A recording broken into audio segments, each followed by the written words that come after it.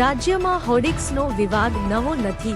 ખાસ કરીને મહાનગરોમાં આધેધડ હોર્ડિંગ્સ લગાવી શહેરોની સુંદરતાને નષ્ટ કરવામાં આવે છે, તો પવન વાવાઝોડામાં ઊંચે લટકતા હોર્ડિંગ્સ જોખમી પણ પુરવાર થાય છે. વારંવાર શહેરોને હોર્ડિંગ્સના જંગલમાંથી મુક્ત કરવાની વાતો કરવામાં આવે છે, પણ નક્કર કાર્યવાહી થતી નથી. પરિણામે આજે રાજ્યના મહાનગરો અને અનેક નાના શહેરોમાં હોર્ડિંગ્સની હારમાળાઓ ફેલાઈ ચૂકી છે, જેમાં અનેક હોર્ડિંગ્સ વગર પરવાનગીએ પણ ઠોકી બેસાડાય છે.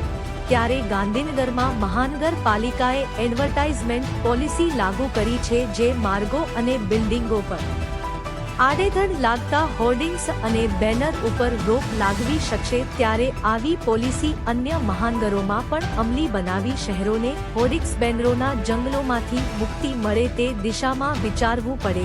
કદાચ મહાનગરોમાં આવા પ્રકારની પોલિસી હશે, પણ તેના અમલમાં ચોક્કસ કંઈક ખોટ છે, એટલે જ મહાનગરો ફરતે હોર્ડિંગ્સની હારમાળા જોવા મળે છે.